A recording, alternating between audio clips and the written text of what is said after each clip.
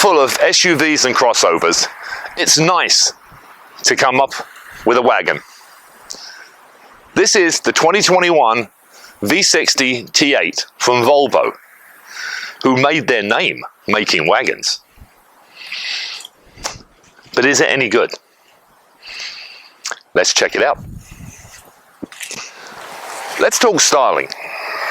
Now, I'm hoping you're going to agree with me here, because this is certainly not the square brick that Volvo used to make. No, this styling is bang up to date. I love the lights, just love the lights. Everything flows. It's a good look. It doesn't matter what angle you look at this vehicle from. That same styling follows it all the way through, right to the back. This is a good looking vehicle. And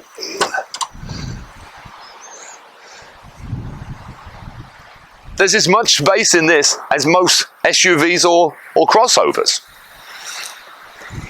However, there's one big difference. It's a lot easier to get in and out of a wagon.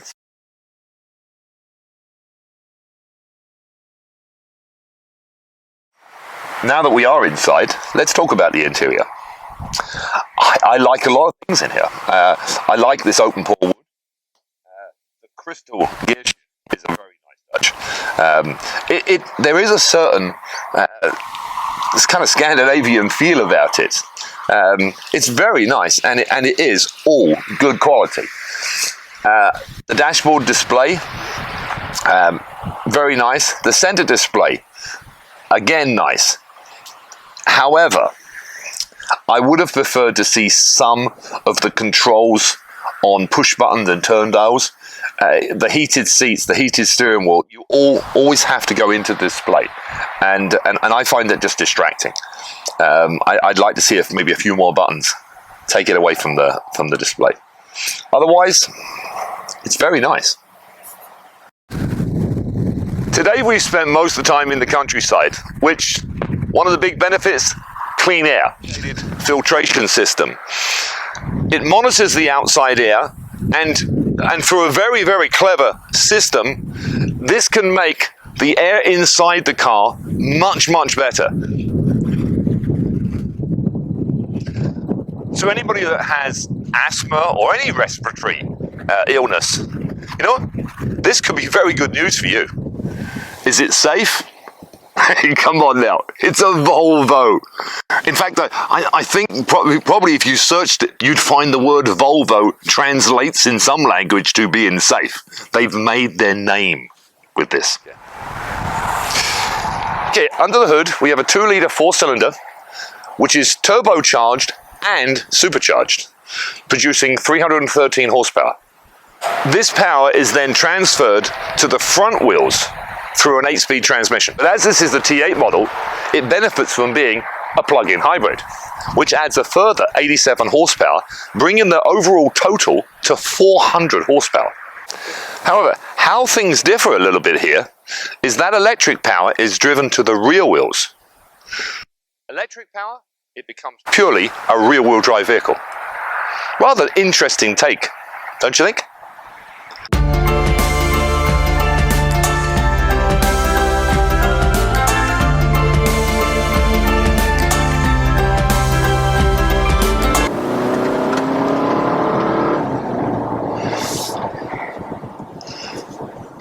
You can feel the power straight away on this vehicle, can't you?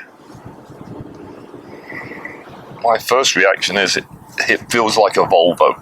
It's got that kind of an air of being in a fairly solid vehicle. Something that Volvo's always had that reputation. That's why they're so well known for their safety. But it is a Volvo-like feel. That's the only way I can really describe it. Well, she gathers up the speed there pretty rapidly. Pretty easy to select drive modes. You don't really have to take your eye off the road. You go from hybrid to what they call Polestar engineered. There we are, and there we go.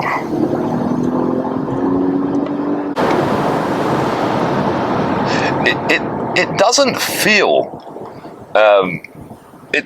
that fast.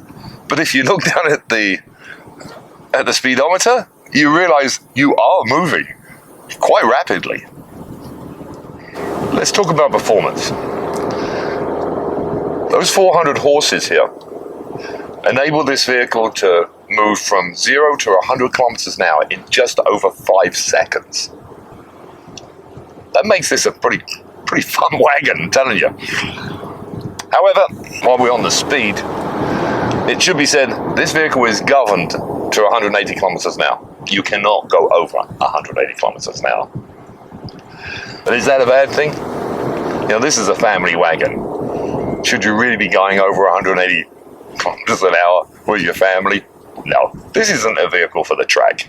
This is just something that's got a little bit of fun if you need it, right? If you want to have a bit of fun, you can, right? But let's keep it within reason. Let's talk fuel economy. Now, we do a cycle, it's about 300 kilometers. Typically, 180 or so of that is highway, the rest is a little bit of a mixture. The number we returned on it was 7.1. Now, that may not sound that impressive when you compare it to, say, a Prius. However, we are talking about a wagon here. We started off talking about SUVs. This is an alternative for an SUV. And when you compare this number with what a lot of SUVs are burning, well, you know what? It's actually good numbers. On pure electric, Volvo rates this for 35 kilometers, which when you consider, if you work close to home or if you're just running down the shops for something, 35 kilometers is not bad. Now, we charged it twice. We put about 50 kilometers on it. So bear that in mind. That comes in with the 7.1 fuel economy figures that we're returning. This model starts out at 71,100. When you add a few packages, as this one has, it ends up at just over 81,000. I started out this review by saying I like wagons. I still like wagons, and this is a very nice wagon. So if you want to stand out from the crowd, if you don't want to go down that SUV route, this is one vehicle you might want to check out. I like it.